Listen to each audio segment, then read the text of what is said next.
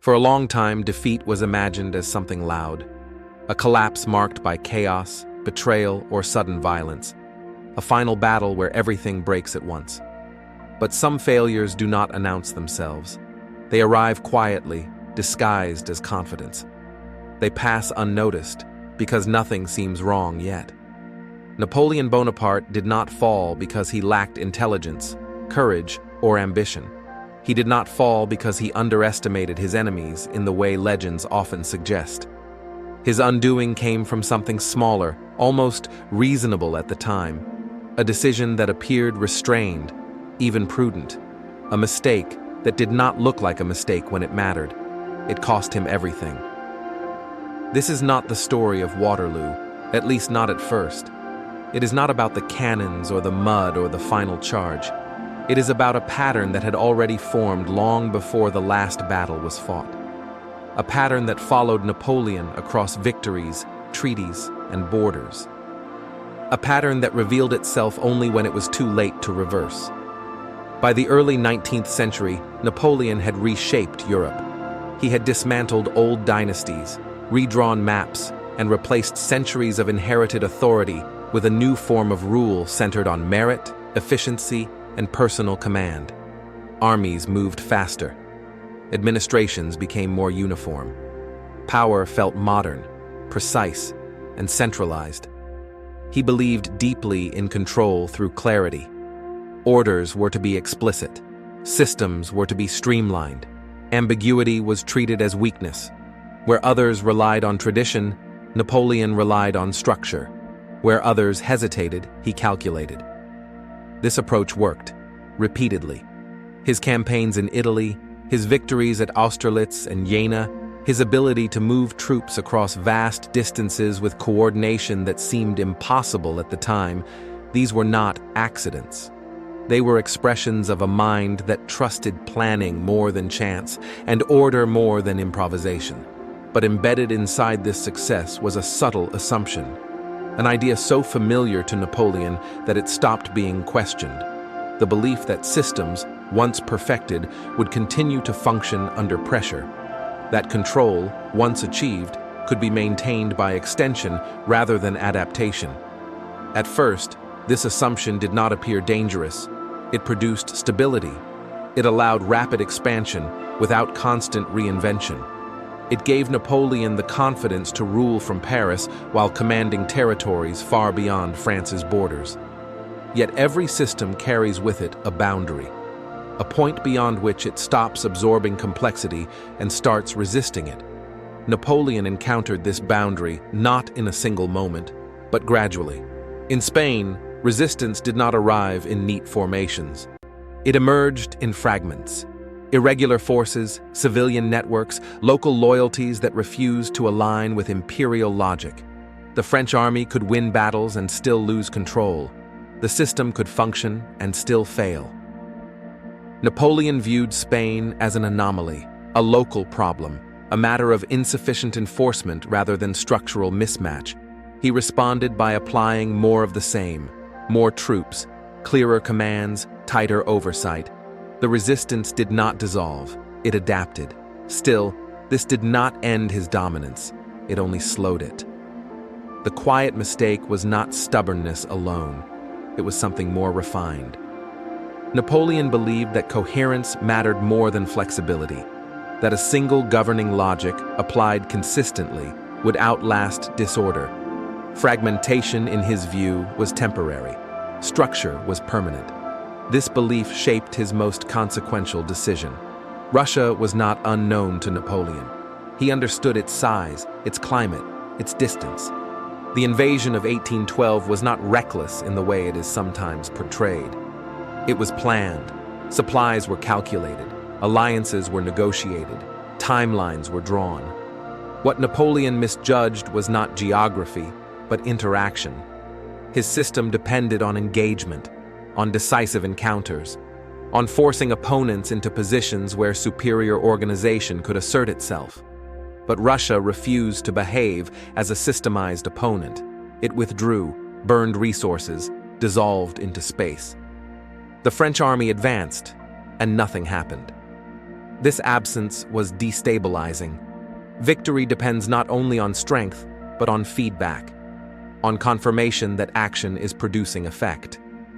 Napoleon moved deeper, waiting for the moment when the structure would reassert itself, when the enemy would appear and be resolved. That moment never arrived. Instead, the system began to consume itself. Supply lines stretched beyond reliability. Communication slowed.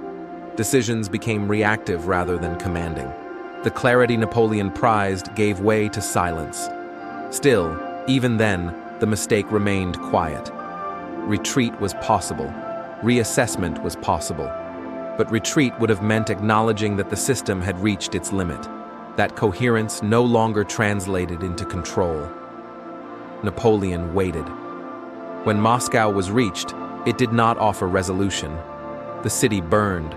The absence continued. Authority without engagement became hollow. The structure stood, but it no longer connected to reality. The retreat that followed exposed what the advance had concealed. Once momentum reversed, the system could not reconfigure quickly enough. Precision became rigidity. Discipline became delay. Units followed orders that no longer fit circumstances. The Grande Armée disintegrated not from a single blow, but from accumulated mismatch. The system was intact on paper while failing on the ground. Napoleon returned to France diminished, but not finished. He still commanded loyalty. He still possessed skill, yet something had shifted. His authority now relied more on memory than inevitability. Europe sensed this. Coalitions formed again. Borders tightened. The room for error narrowed.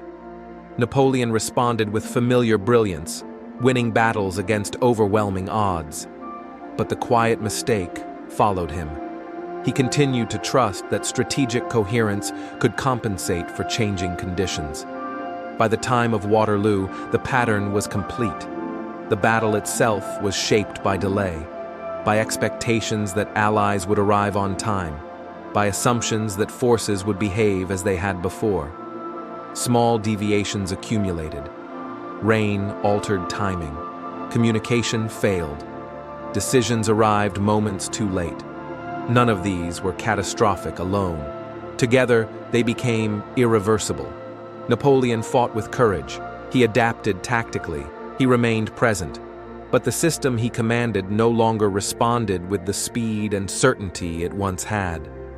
Authority was still concentrated, but responsiveness had thinned. When the battle ended, it felt sudden. Yet the fall had been unfolding for years. The quiet mistake was never about overconfidence.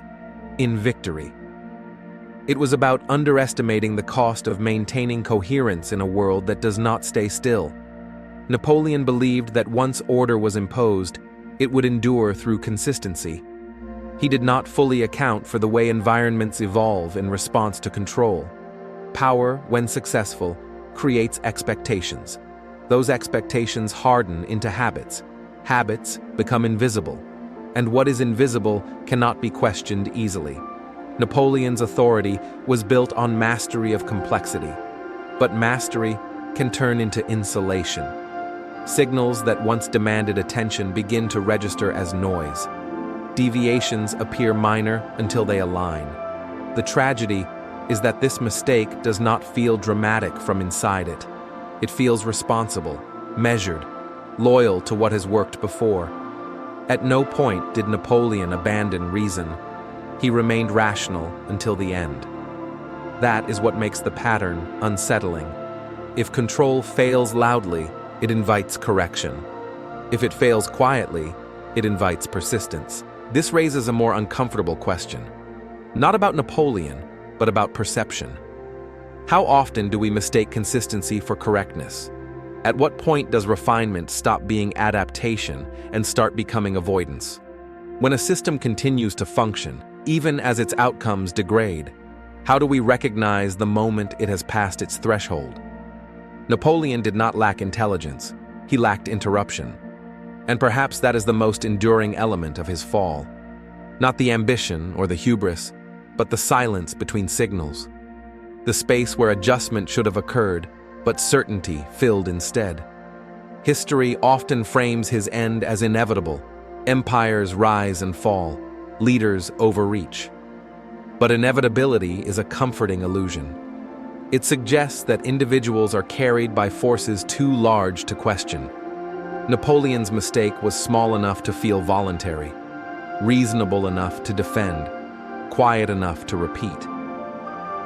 When power depends on systems, the greatest risk is not rebellion, but rigidity, not opposition, but assumption, not chaos, but order that outlives its conditions.